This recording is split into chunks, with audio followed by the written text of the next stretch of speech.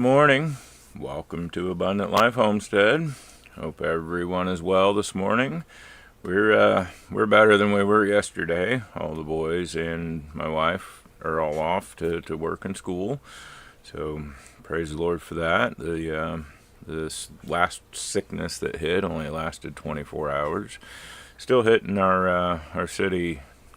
Muncie is the closest town, I guess. It's not really a city. Still hitting it pretty hard, and Grandma wanted to go to town for something yesterday, and I told her no, not right now. She's not going out in public. She's 88 years old and very vulnerable to catching those diseases, and we've got norovirus and influenza and strep and walking pneumonia just sweeping through the schools and businesses and everything else. So far we've been fairly lucky. It hit us for a little while a couple weeks ago, hit us for a couple days this week, but we've been pretty blessed to not just get really beat down by it. So what's going on today? Well, it's not too bad outside. It's near freezing, and we are supposed to get some possible snow and ice today. So I may be stuck inside. I've got a few things I could do outside, but we'll see. Otherwise, I think we will start the morning with today's Bible study. On Wednesdays we read an Old Testament. And today's Old Testament passage is Jeremiah 17, verses 5 through 10. And I'm going to read out of the Amplified. I need to put my glasses on because it's real blurry. Starting to get old eyes.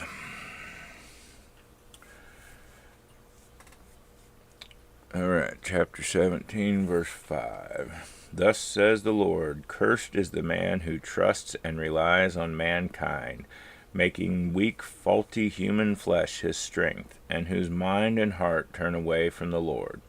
For he will be like a shrub in the parched desert, and shall not see prosperity when it comes, but shall live in the rocky places of the wilderness, in an uninhabited salt land. Blessed with spiritual security is the man who believes and trusts and relies in the Lord, and whose hope and confident expectation is in the Lord.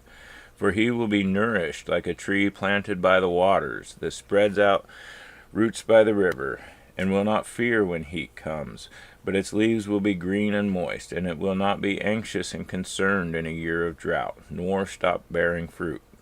The heart is deceitful above all things, and is extremely sick. Who can understand it fully, and know its secret motives?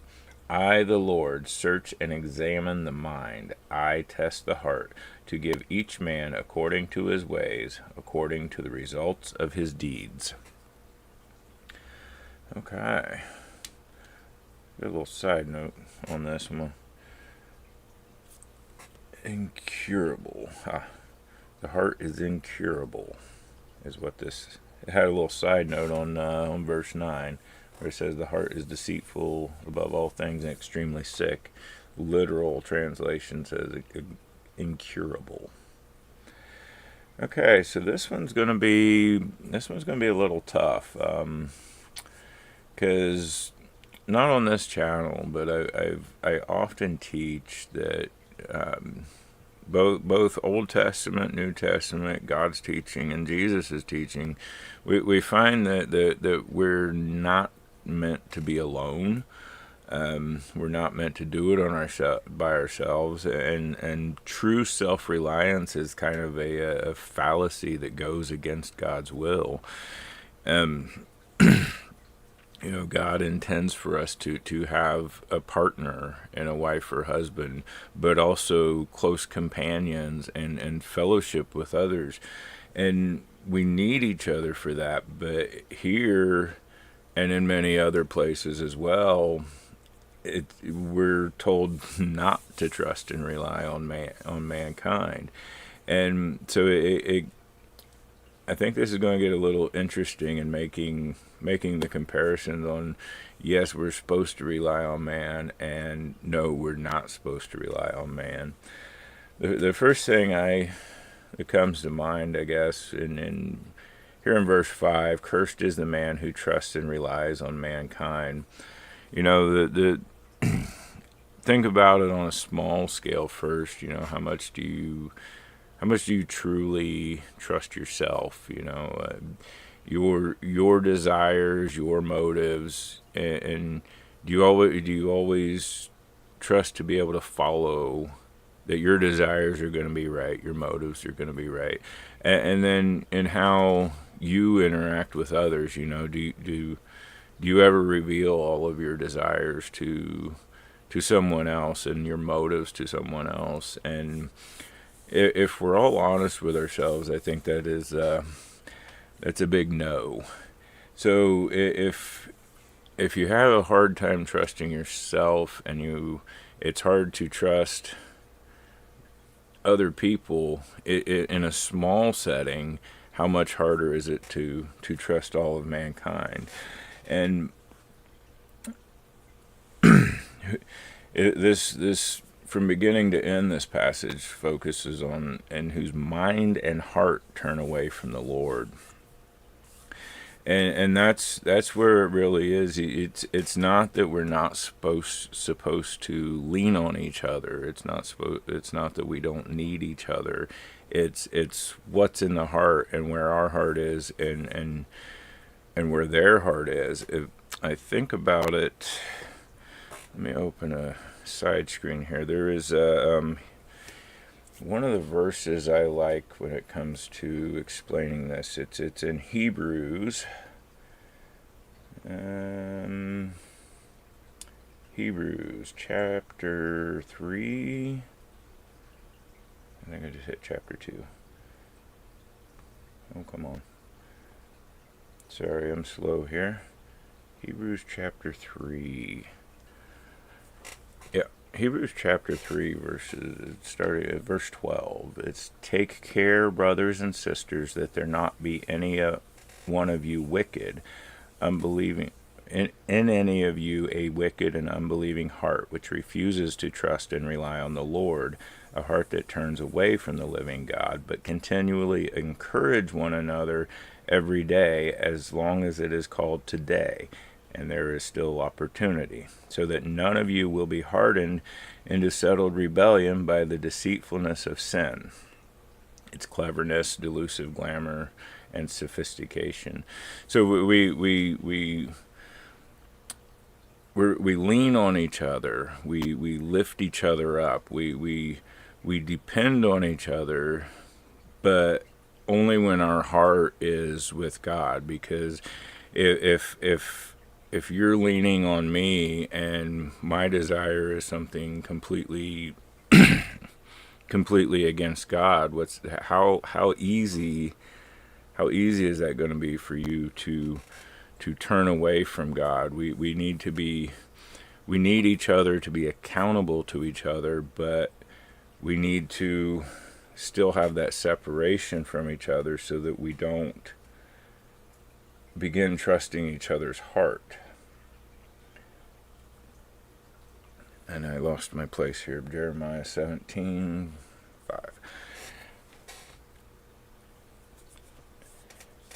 So he goes in to explain, what do we end up like when we place our mind and heart in mankind rather than God. It's like a shrub in the parched desert. We shall not see prosperity when it comes, but shall live in rocky places and uninhabited salt land. You think about a shrubbery growing in the desert, and really any kind of plant that is woody, and what happens when it grows in the desert? I mean, does it grow? Yeah, they still grow, but you compare the same shrub that sprouts up in the desert in an unnourished land versus the same shrub growing by the river. The shrub in the desert, yeah, it grew, but it's stunted. and it may or may not always bear fruit. And if it does bear fruit, that fruit may be dry and empty, not good fruit. So you place your trust in man and in man's heart, and you still may feel like you're growing, but in the end, you're barely growing. Your growth is stunted. You're not really getting anywhere. And when others come to see the fruit you bear, it's not good fruit. But on the other hand, when the heart and the mind are with God, we become like a tree planted by the water. and who, let's see, blessed with spiritual security is the man who believes and trusts and relies in the Lord, and whose hope and confident expectation is in the Lord. So completely opposite of when we put our trust in man and our growth is stunted. When we put our trust in God, we come to him with that humble spirit that's seeking nourishment.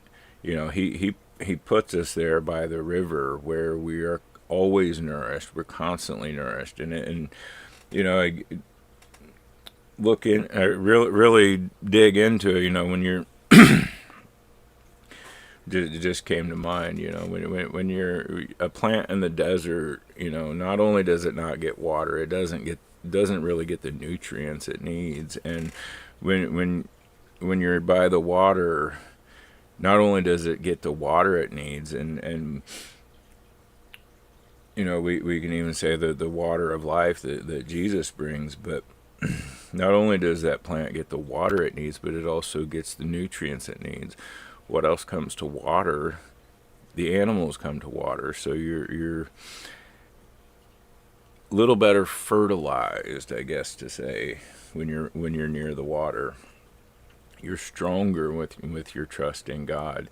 You can make it through the good times with your trust in man, but your trust in God is going to keep you strong through even the bad times. As he says here, will not fear when the heat comes, and will not be anxious and concerned in years of drought. Leaves will be green and moist, and will not stop bearing fruit. We talk about the desert plant, and there might be fruit hanging there, but you pick it up, you cut it open, it's empty. It's just a shell and a seed. You get a fruit from beside the river, it's going to be juicy, it's going to be overflowing, it's going to be good. You're going to want more. Then he says in verse 9, the heart is deceitful above all things, and it is extremely sick. Who can understand it fully and know its secret motives? Jeremiah speaks a lot, and I don't have the references to flip back through, but in the book of Jeremiah, he speaks a lot about the deceitful heart. This was really the problem with Judah at the time. Excuse me. And it kind of what I touched on there in the beginning, can we truly and honestly trust our own heart? If with God out of the picture, do you trust your own motives? Do you trust your own desires? Do you trust yourself, your heart to take you in the right direction? Whether it's family matters or business or personal life, or you're being seduced into something. Do you always 100% trust yourself, even, let alone, and do you share that with others? Because if you hide that with others, others are hiding that from you. The heart is the most deceitful of all things. And this is where we get into a problem, because we're told to trust in the Lord with all our heart, and And we do, our best to do that, but the heart is still deceitful. And one thing with Judah, and it has never ended. Clear up to modern day. We have this thing to follow your heart, chase your desires, go after what you want. And as we've been talking here, that's only going to lead you to the desert. To follow your heart is not a new thing, and you see it on shirts and coffee cups and everything else, and in social media. Follow your heart. Follow your heart. If your heart is not completely and fully focused on God, you're not going to end up planted by the water. You're gonna end up in the desert. You're gonna end up with stunted growth. You're gonna end up in the wrong place. And I, the Lord, search and examine the mind. I test the heart to give each man according to his ways, according to his deeds. Oh, who can fully understand and fully know its secret motives? That's where I was heading with that. So, Jeremiah is asking, can you understand the heart? Can you understand your own heart fully? Can you understand someone else's heart fully? And the answer should be no. If you're honest with yourself, I'm honest with myself. I can't always trust myself. The answer will always be no. That's why we oh, Melinda must be watching, because she just sent me a message. Trusting in man leads to a broken heart. God heals the brokenness and makes us stronger. Ooh, I like that. Good morning, honey. She is watching this morning. So, trusting in man leads to a broken heart. God heals the brokenness and makes us stronger. That kind of makes me think when she says this. When you find yourself in the desert, we've been talking about. Yesterday we talked a lot about calling out to God. You find yourself planted in the desert. All is not lost. You fall apart. You're stunted. You become broken, but you can turn to God, and God will come to you. He heals your brokenness. It's like He propagates or takes that broken piece of you and plants it by the water. When you trust in Him. She's also saying chat doesn't work.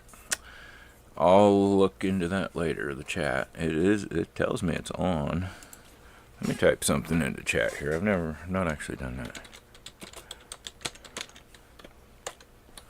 Good morning. Let's see if that works. Sorry, a little technical thing here. Where am I at? No, it shows up. It's showing up anyway.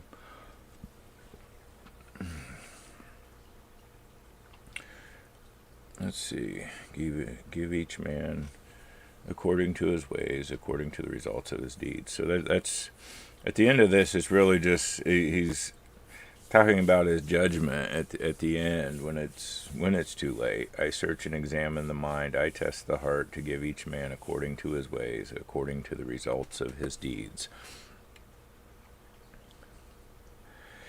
So although I really like to teach that we need each other, I this kind of tells me when I do teach it that way, I need to take out the depend on each other part. I mean, we need each other to lean on each other. We need each other to hold each other up. And the one that comes to mind a lot is in Ecclesiastes. It says, "Woe to the man who falls alone and has no one to lift him up." We're meant to have life partners. We're meant to lean on each other. We're meant to have fellowship, and in that fellowship be accountable to each other, but all with the goal of trusting in the Lord, seeking in God, seeking the kingdom of God. Because and the accountability is a big thing, because if we start to lose accountability of those that we lean on, and we begin trusting them, then they can very easily, because no matter how great they are, that how much we feel, if we start following our heart, and no matter how we feel, that's a big one I should have been putting in there the whole time. It's our feelings, versus our mind. But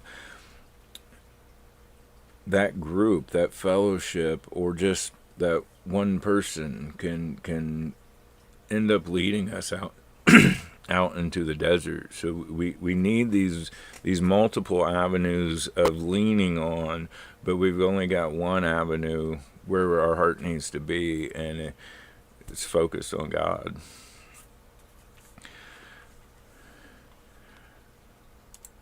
Give me a second here. Got a few minutes. I kind of rambled there quite a bit.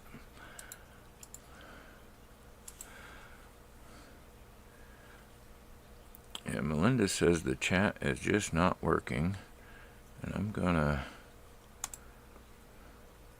pull it up. I need to turn that down real quick here.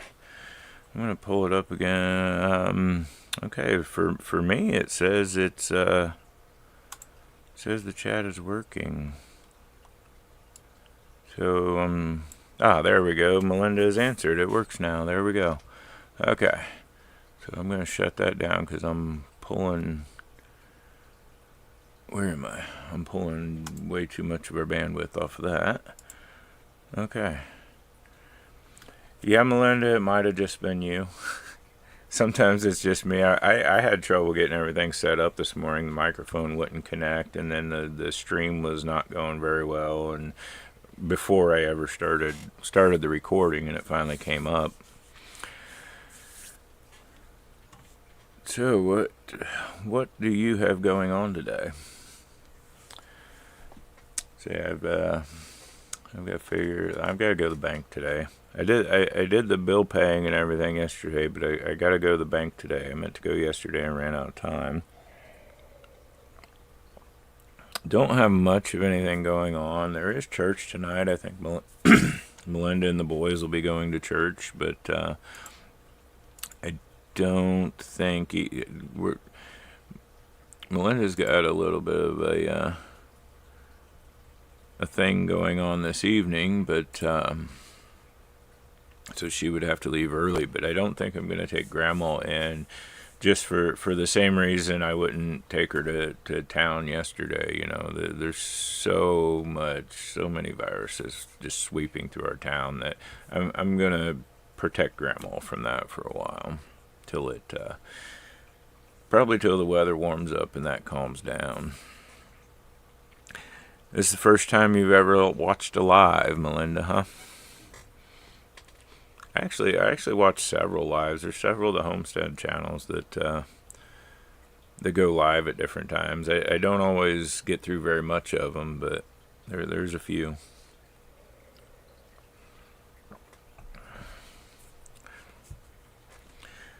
So other than keeping Grandma home today, it's chance of some snow today, chance of freezing rain, maybe ice. I will probably, once noon hits anyway, I will be stuck inside all day. And I'll do it'll be normal stuff, housework and indoor work. I did get the parts for that carburetor in. I need to get on that at some point. Where are we at here? I've still got a few minutes. I'm going to do what I've been doing the last several days, and when I kind of run out of things to talk about, I'm going to flip up Gemini and see what it says about today's scripture. Describe.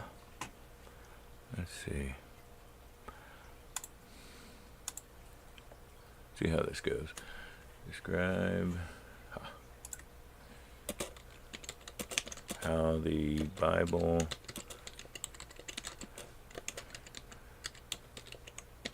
Jeremiah 17:5. And this might help me with my notes, because I'm going to have to go back and read and study before I figure out exactly how I'm going to do my notes for the week of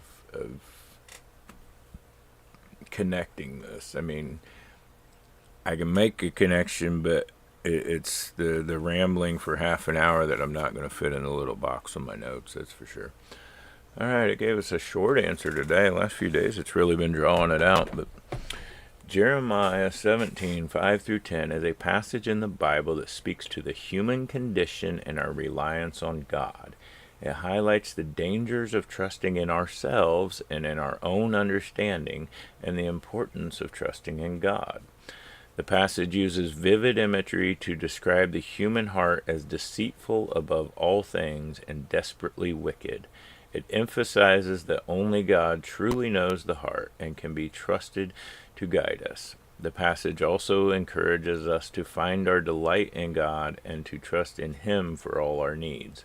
Overall, Jeremiah 17:5-10 is a powerful reminder of our need for God's grace and guidance for our lives. So there we go.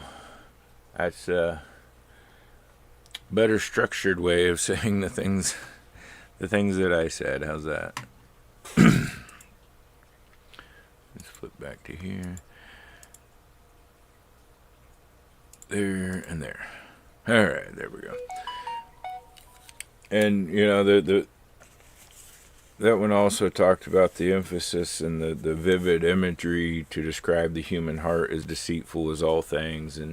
And I said Jeremiah mentions deceitful heart several times in the book of Jeremiah. And it's one thing, I really don't think I need to go back and get the references for all of that, because I think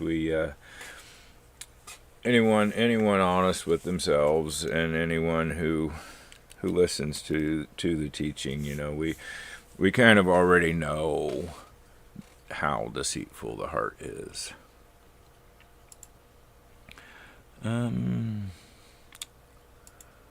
Let's see.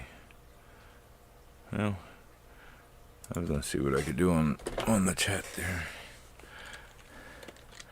Here. Welcome and congratulations. There we go. Alright, so anything else? That's just about the end of it right now. It is, it's 8:54. My time anyway. It's like we, just about time that I need to go wake Grandma up, get her breakfast going. Although I say wake Grandma up, but the last several days she's already been up and sitting in her chair when I get over there, and that's fine, because she wakes up and studies her Bible, and then I get in there and I get her breakfast started about just in time. Although sometimes I don't think she even sleeps, but if you ever been a full-time caretaker for someone with dementia, you know that happens. It's you can't even explain it really, because she will think she slept, but I know good and well she never went to bed. But that's part of it when the brain starts to deteriorate. But so I believe, here in just a couple minutes, I'm gonna go get her up.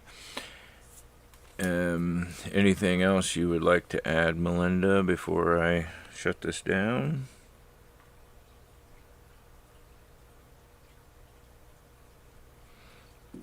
Don't see nothing on there, so okay, well, I believe that's going to be it for the day.